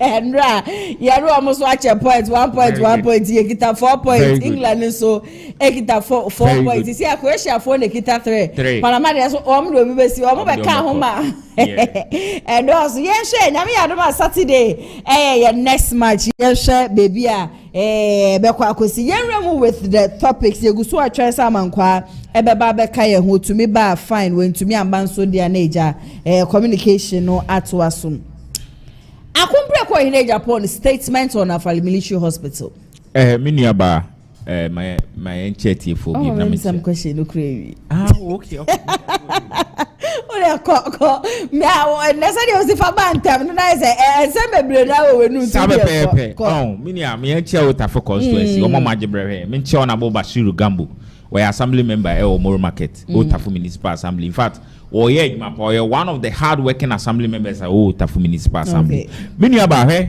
onabo akompre ko Agyapong ewie ye best no ye papa yemu bebre wo party ni ma ye hwe ne so asua no so minu aba ene ye hwe adoye o ye ma party ni ni ade o ye panyini ye besere no ne kasa Kumasi online te kakra di kan okay ene ye besere no sese onya botre kozo nim hwe ye se na ma ye chiri no ye mfa ye se nkwache o okay it is na ma wo chiri de wo mu dompe fifi mu nyina it wo party nim and a party na be a member of parliament we do over 6 terms.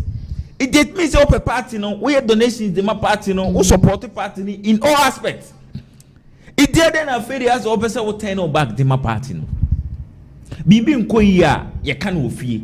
Party assembly yes ntuma go fi ye nsi na monten. Yes no them. So it idioma nkoso nyina no. Mukoshia neko, mukoshia national council, mukoshia the executives of the party.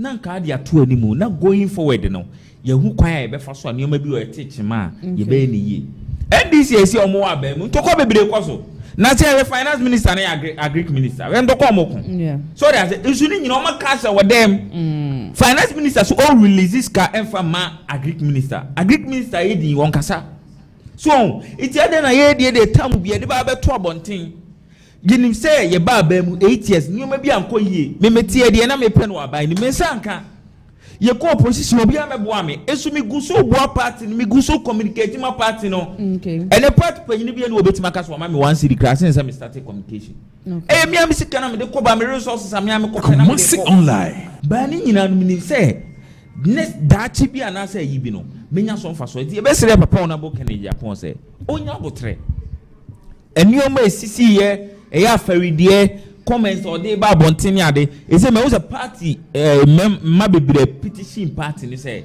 yen suspend no but any question nke basa would you agree to that suspension in the first place me agree why the entire me agree ni say we a man of pedigree baby a word true no we a penyini wo party no we leading member of the party na leading member of the party no waka bibia ЭГYA party na me aba he ye kasa ade a ene de ahwe e be pam obi afri party ye de do na ye party okay what I say and every member be a vote account okay it abutre na wo se enya aba say no party performance so be transfer normal friend no omo ne be transfer omo be kasa now moving forward no wanye say bi there are many forms of punishment in a party yetimi kinsun yetimi measures yetimi punish by ABI suspension yetimi dismiss what I say yetimi kwaku ani do mu die ya pam mo free party ni nyina ye forms of punishment it means say party penifo ne be tenase not the right punishment no mo dia man but me dey me pre any suspension so cause menua panyini wo fie ye ebedu baabi ni ehia na dwenkyere ebedu baabi ni ehia na moa ebedu baabi ni ehia online ka ebetimi de party na yeden akonanim intimi de say suspension no say den o mempre so bet ono an party penifo ne entrance no mo hwe kwan ebetima boa na obetima boa na ne kasa ho beti ama party no na party ni yenim say communication aspect e wo no ye wo rules and regulation ye wo nioma ye fa so simple say party baba abontin obibi ho a minim say ye the measures bi go akom ye the ade we to wo say ade we ni ye de kwa abontin defense we ni ye kwa kokan asem we ni ye kwa kokan about this minim say ye ranking member of health doctor Nana you free issue press release concerning the Afari military hospital the beto ye the debeka ho e ka beto ye the tua ye the contractor ne ka so all request ya kan nyina na you free the aba beto ja all because as a party your health committee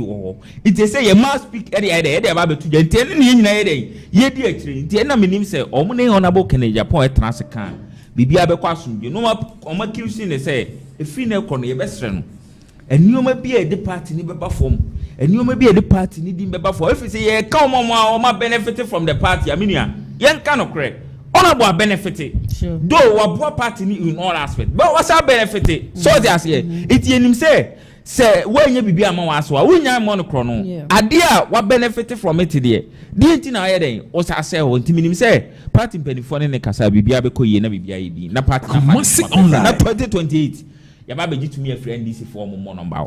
Okay, Sonny, yabeda was Sabre Igidio amankwa wanya aba be kayensa wa hanu mama na kwa amankwa bibi aboko. Emi adumu na so e. Oba de adaro mamre no ko when to me am bedroom temte no. Ye kasa e dia fa the statements are compare ko in Japan. E make ye efa afali military hospital and there NPP coordinators ni bi no a petition next say yen suspending and as a yen permanent free party. What would be your take on that? Dedi kan mechi etiefo nyina na Kennedy asem we no minim de ntia MPP for no tu o mani asini so asem o kan no wantwantro no krena no kan no ade a ye sha ase 2014 na NDC afrabem wono aba you had 8 years project relocations near de nyina mo time inti ade intina 8 years wenti mi anya hwe no ono na modi mani bre kosi ne so no kra na no aka no. And besides say comments say will be comments at the NPP assembly ma it shouldn't come from Kennedy. Okay. But omi ankro na yewo some time ago omo ye omo president omo friends say omo primaries no political mavis students I think say na OETA okay university online Kennedy o yini nti nsemu o kan na ne refi kakra nti emfa nche no kuka a odi ba omi achi etimi ka se ne boss ono neti yembie ni tre soda sebe eye abronye timi ka se sebe party ni mu nyina ye ka se bi obi a wagemi a Kennedy o ka san se munye we nyina na uwi asa betwa ho abeka se Kennedy na ye ma party ni unity na wo ankrofo na you can put them to check.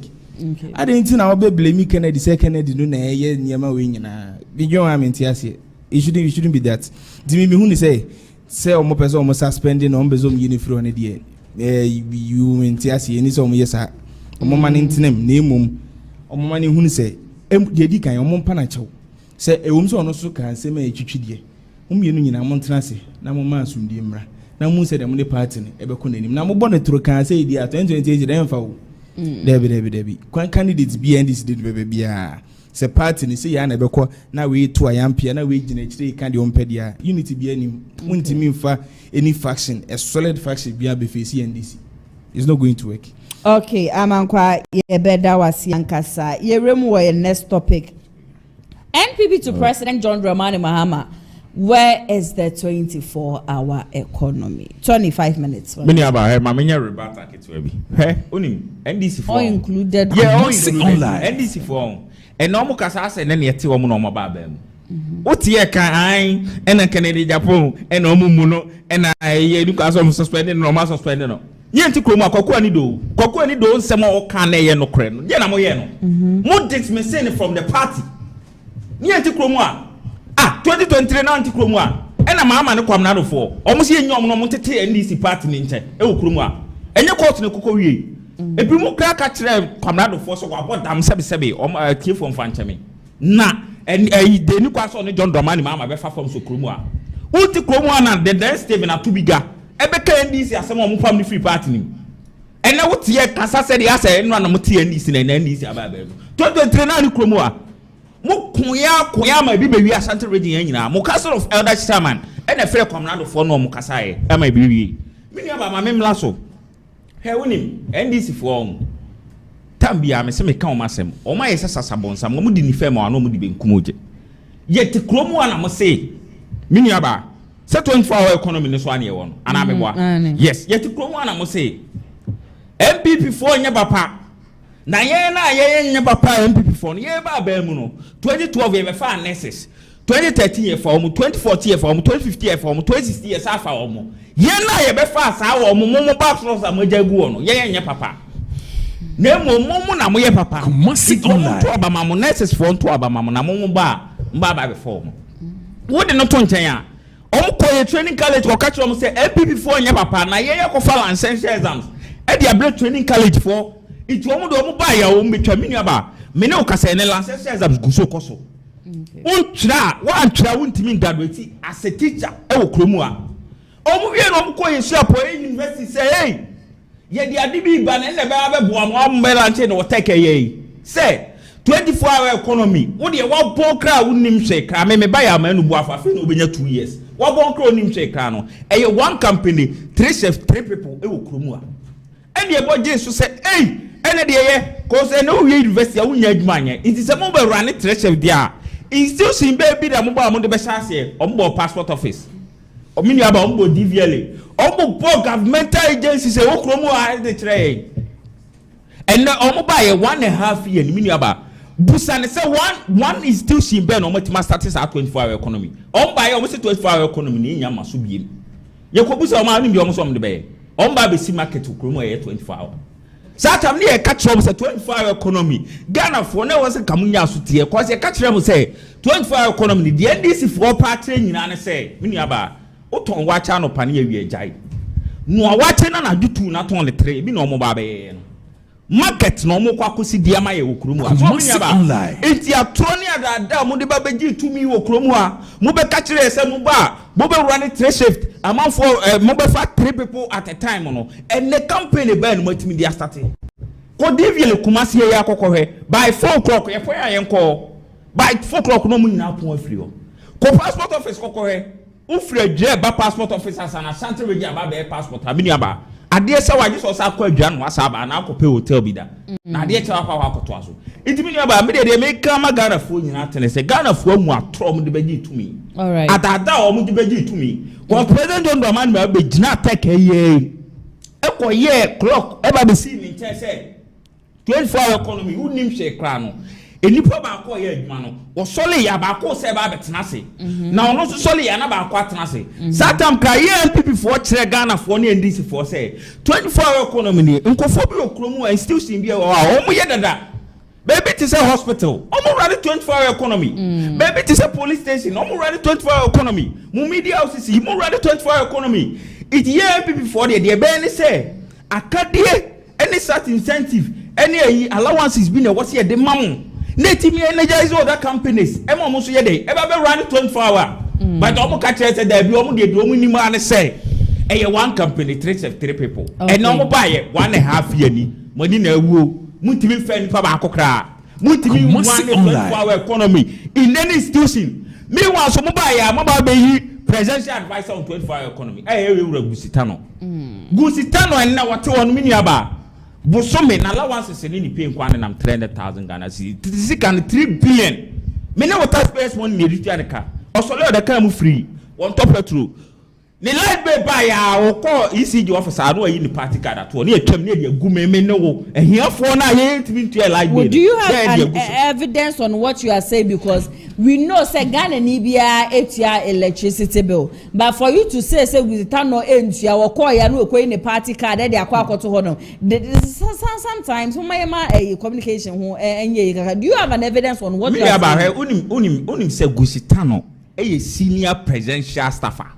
Do you have an evidence on the statement you made? As a senior presidential staffer no or per the condition of service no do dia ma no unim say account say like be ontua ba bi ote ni residential or government ayi na dia ma no say ono so the private your money is can wakwa han it the American mi wonyina so say ontua like be as a senior presidential staffer. 2 a day what team you free 3 me ne water space money ni yasa de hwe ne ma eni yasa to car man no sa dem eni yasa man saloon car a on fa pie enti me ba me de make nyina sa Ghana from online university ayi bi omu hie okromu ano a omu da so gu fie omu ba omu fa nipa ba akokra adwuma mu no omu hu no krom na me say 2028 omu ba koto ma MPP na MPP abakọ. All right, Tony Meda was say amankwa also 5 minutes here nkwe. Okay, the di kan me kan say o ka say eye nurses any doctors aye form one ya ba ye mfa dodo no medical rebatin wo ho omo free abem omo ja a backlog of 33,000 a backlog of 33,000 aye mfa omo ja wie ye no economic constraints omo jai send this for me to no ye ni ho kwan si ye fa bia bro so omo ye wona aksa no kra no e din si betu omo ka ni ye se fa bia ka ho it will be problematic again osan e play politics bi wa say licentiate exams say NDC for buy you see buy betwem yanka ne ba bi ada you say mami chirem you say ye bad ye be ni say what throw exams say we no san material licentiate exams biom nemum de be ni say exams na obetro no ye be infuse licentiate exams into that particular exams into betra exams we are on san material licentiate exams biom san ye chirem nemo omo na ante ase na omo de omo play propaganda say oh yes exams ni we are obesa online. I personally played videos, a lot of videos when this whole licentiate exams issue popped up. And the statements you are making now, maybe if you answer na mochire musari achre Ghana for, but from your man Penny Ankasa nenum, or say he doesn't know why into Obibeko school. Nani Panabeko school baby or bet on a final paper. Now obey we as Ankasa will have a child licentiate exams. There is no sense in it into a bar. Obey child licentiate exams. I played this video here to mine. And that is exactly what I'm saying. No, you are saying someone cut the mobile between. Say in Chamuno explanation will say. So after say ya to abadi ama mwe ansa na mo be kire mu say we didn't mean say ye be cancel na free hono mankasa, but rather we meant to say ye mamu wie ansa na maba be. That wasn't the explanation you gave to Ghanaians then. Oh no, I have so many videos. Oh my I've also played so many videos to my people. So what I'm saying is say licentiate exams and ye can say ye ba ye be ye through. Ye free one just ye free okra na mum ye de ba be bata exams how be ye ne ho exam bi enu a say be ye bone na mum e kwan ofa so ye no will be the problem. Okay, yes. Now back to the 24-hour economy asemia ye menua be ma Kyei at the beginning of the year and parliament passing na mahama ye president sign as here online. Now first of all me pesa odi evidence eba say passport office the delivery of the passports no enye 24 hours pesa odi evidence eba. Secondly the project you know in the regarding to the 24-hour economy no so I'm going to take my time and explain. Now my Ghana phone will say time no continue. Okay, first of all, we have the Volta Economic Corridor. The plan of this in Ghana say we transport near free the northern part of Ghana, about the southern part of Ghana, mostly through the driving through cars. But now the plan was to make sure to utilize the Volta lake. Now you're using it as another means of transport to transport things from the northern part to the southern part. In CCA, the Okosi is here in say, Assassin a one Assassin a war in Suni Hono. Yene, I have for aging como said the baby Aquas Island, and I immediately. Juma. We have the Legon Pharmaceutical Innovation Park, CCA Koso. The site is being cleared. CCA. You have the Kumase Machinery and Technology Park. I Koso Miami School, Kyei University. At the moment, we are speaking with the Vice Chancellor and the people around so that they can work on the site for us too. Again, you have the Akosombo Agyapong Garments and Textile Park. Park. No, it was already there, but it is being revised. I make sure say I want to see a very revive particular thing now you're infusing into the 24-hour economy policy. Also, the markets are building. As some more can I maintain say the market that you are building is not only for trading. Marketing, there will be trading, of course. Spaces for trading will be there. Also, there will be fire tenders. There will be police stations. You best set up police stations in these particular markets. Also, there will be daycare schools. So if say temasia, now it's a 24-hour economy during your campaign and amokano, a future thing and yenny yasem. Didn't see a young person a bear Russia when they say, you obeka MP before more introduce free SHS. You catch them say, Moon Tomo boys and I setting it up. It will be enough. You beka you come. Now, if you're Diania Emma, we are say. But if so you are able to tell a Ghanaian, onye Jumaye, say, Nyame meba me the 24-hour economy ba. Ejume be run 3 shifts. Yes. at the end of the day the Ghana ni okoto abama wo no onim se pharmaceutical debe onim se fiansa moko lake akwa cleanse ase e wo onim se fiansa na moko akwa asase wo baby e fiansa na mobile base market. If you had explained that to Ghanaians, do you think sanka sabrin ka Ghana for be hold more responsible say 1 year 6 months ekeka kwa mobile want to mean complete want to mean me adwuma ba kokora enfama Ghana for. Do you think Ghanaians would have held you people responsible? Because that time the explanation you people were giving us, it's a different thing altogether today. Say Ghana for mutie so munim say ye buy na ye be adwuma na ya form one omo say nim say enye possible. First and foremost ye ba abem no the economic constraints and it was too much. The country will break down. So why didn't you people explain to Ghanaians to say? Because the files or the documents there. On say we have a process called the transitional code. Yeah. You see the country as though near me from, but you can do more. But say Ghana after the 7th of January, yes, we are buying in. Near was 6 hours of power. It was all trouble. Evidence and idea. We had 6 hours. We had only 6 hours of power left. So it means all the economic indicators they were all down. You don't just come and then you have to first make sure that the economy online roads are being built, everything is set. It's no be a on we go. But that time Ghanaians were also telling you people say the Mocha 24-hour economy near there one of the issues are Ghana pay security. We were questioning you people say na handle your security system in this country for that 24-hour economy to go on. I quite remember from a Siedun Ketian Kasanenum to say nyame ya adom na mobile 24-hour economy no. Well the ni bebe juma no pa.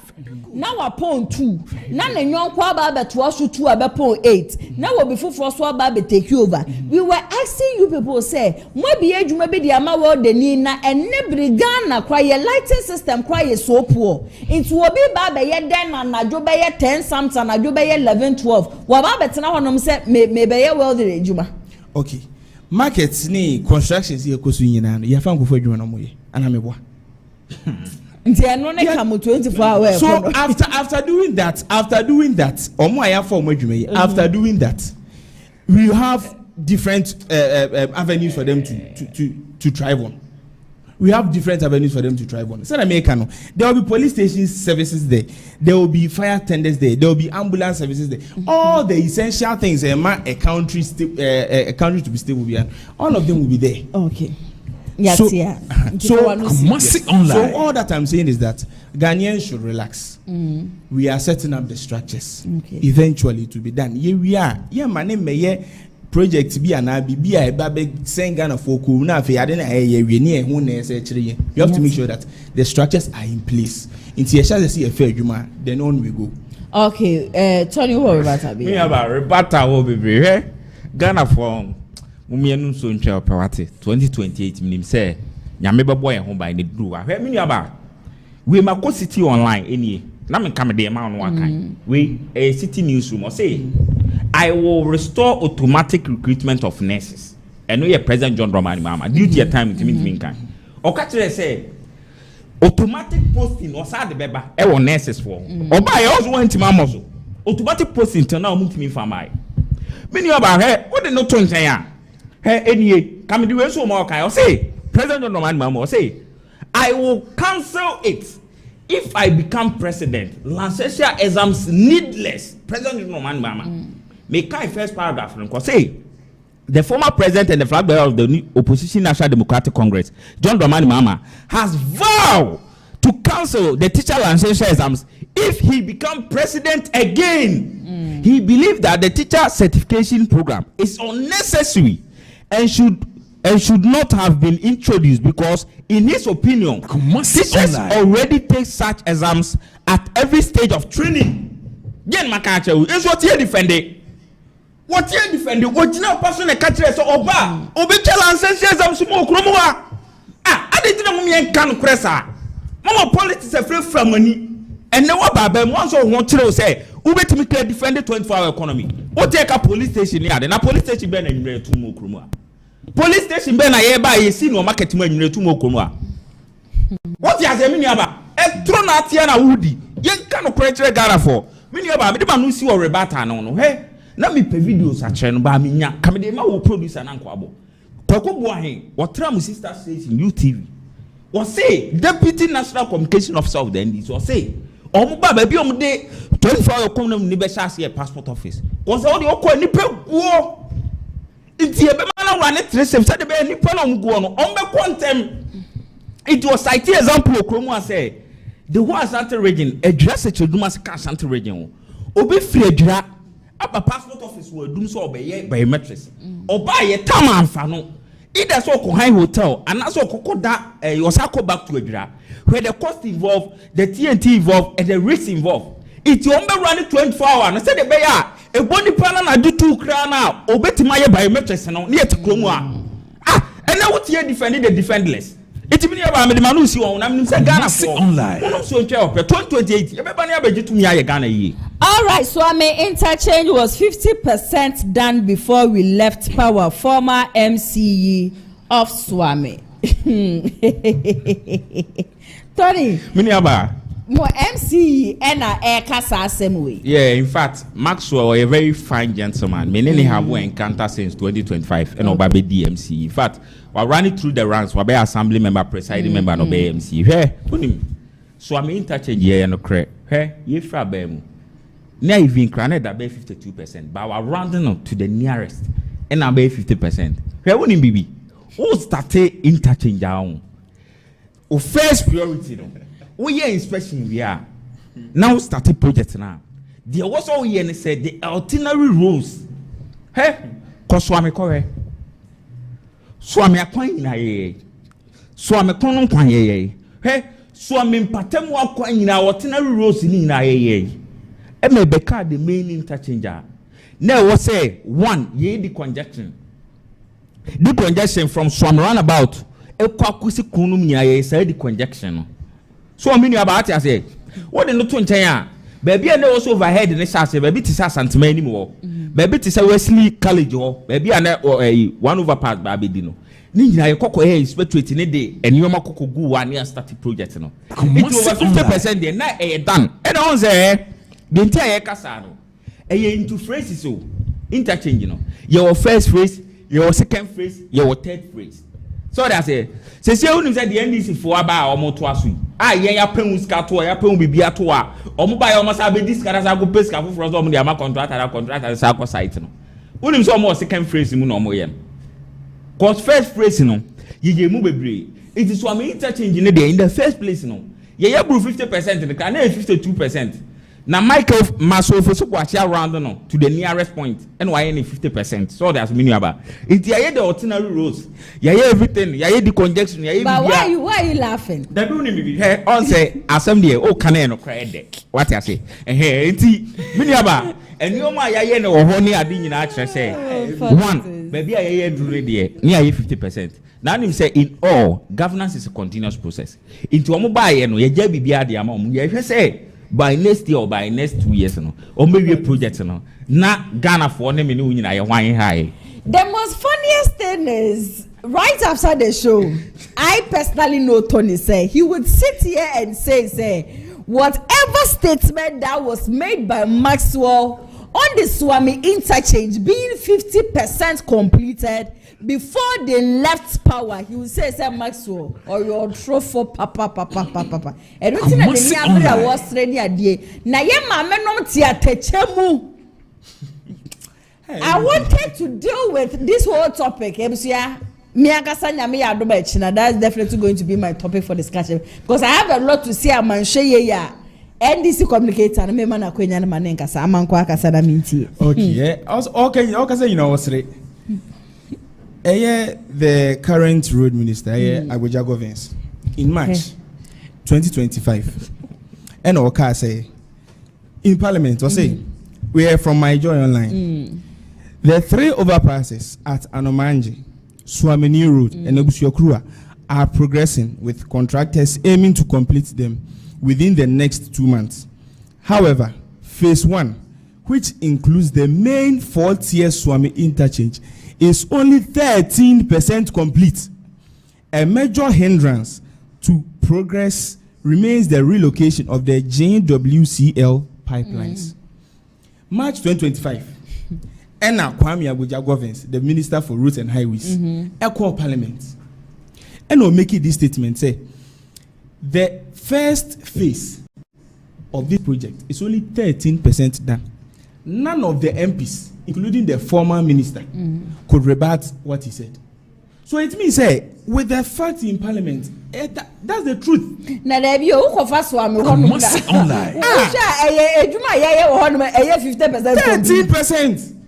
And I am because omo be fra be mu no. Omo gina simple so ka kire say. Omo construct 11,000 kilometers of road. 11,000 no. 11000 11,000 kilometers of road. Meanwhile, transition period, Facts, the man said they constructed only 673 kilometers. To wash the gap from 11,000 to 673. It's anyone was say former MC, but me I say the percentage, from 50%. And the funny thing is, Osei, pami amount for free honum no. Come on. Yeah, I said the conjecture. Tony, I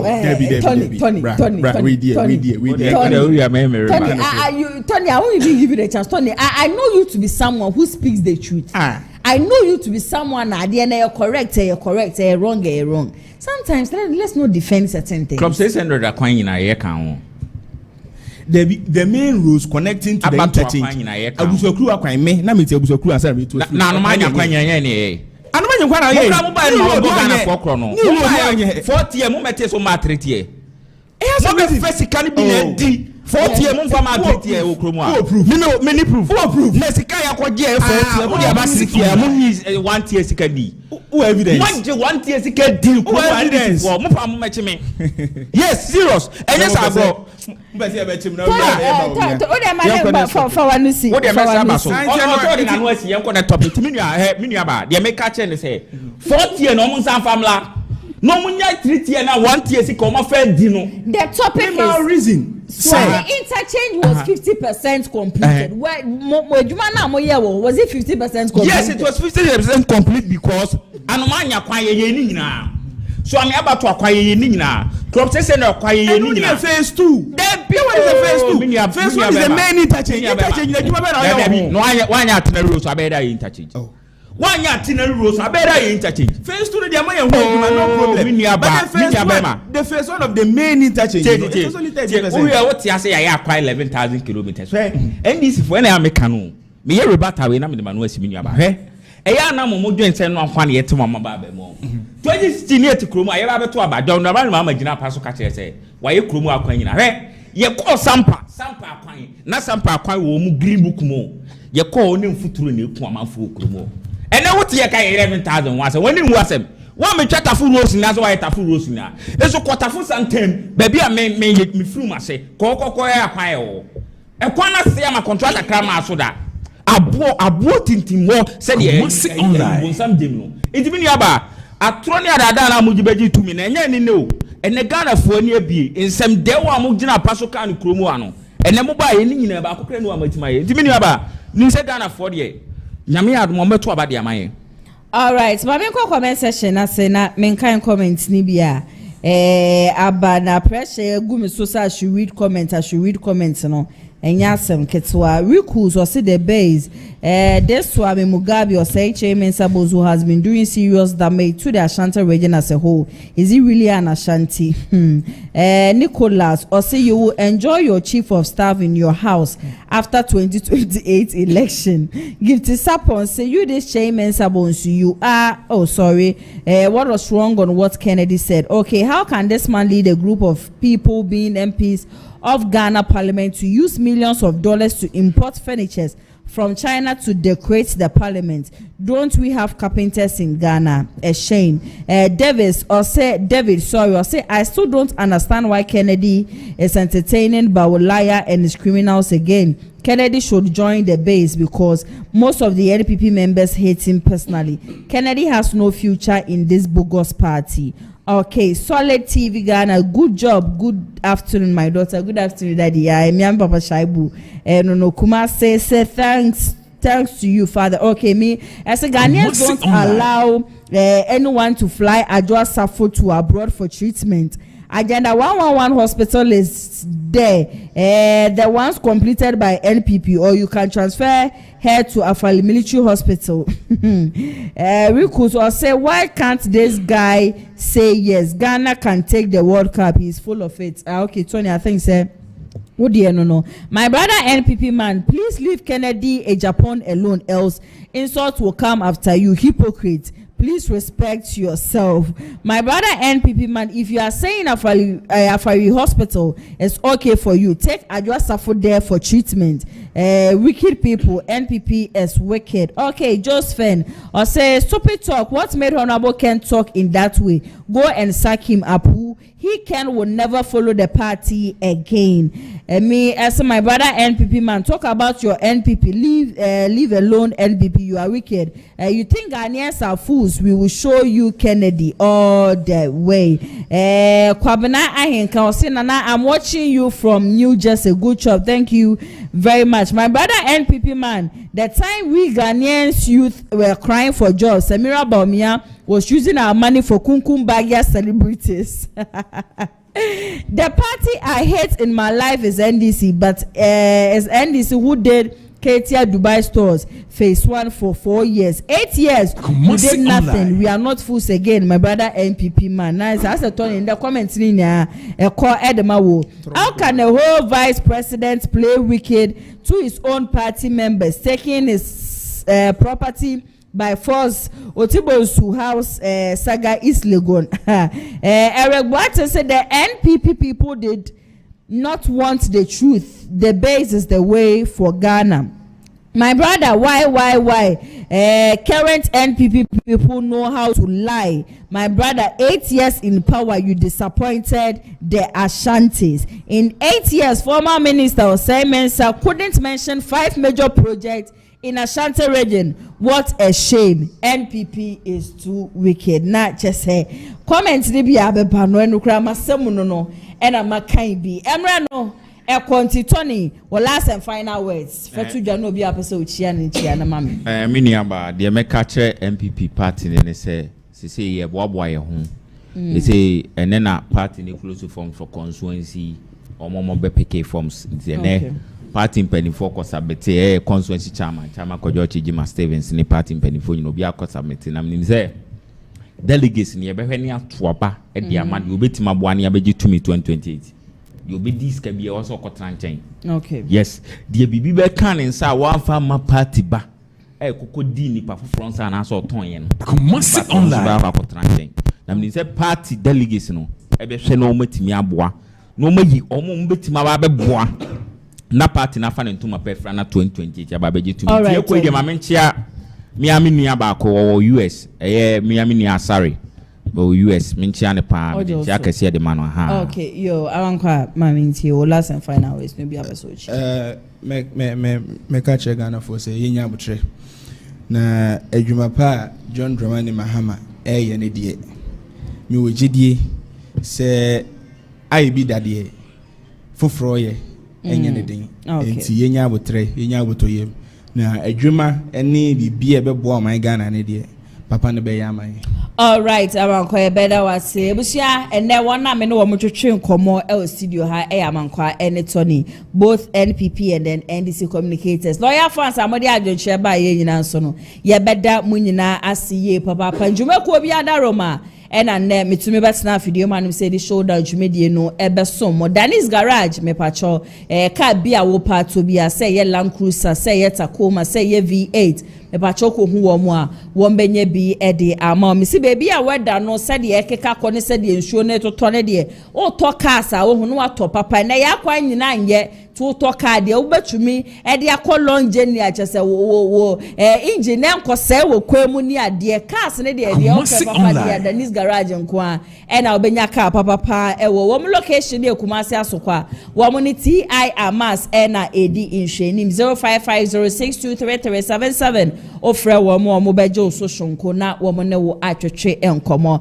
police ban for so eso mase a wo mo so say menkanche obi biara sa wa posho etutu ankasa wechi nkasa wechi no mpeni ade nyina zeze wuntumi ntine wo mu ade a wo joint no so no ade a chese mu etutu a wo behu wo mu a wo mo wo police ban ma chese wo betumi ade asra wo nsa na chese ya wo ya no show we dia one time per quick relief ankasa na ya odie no ekọ ankasa ntine say ya wo nan na ha wo mepacho mo amonante ne ka ho de ni ade nti bebi a wo bi a wo nante bebrebe no mepacho ko hu police ban for a wo mu eduro ni bi open dudu atu ankasa de a okọ misi herbal center mepacho wo mu emrom Kumasi ubenya dodo na etu wo ho no ma na so betimi afre wo mu 0244582993 ofre wo mu a mepacho dudu bi a wo pebia no benya bi but okọ most of the shops nso a chemist shops ni bi a wo pe ba akumienu miense bi ato a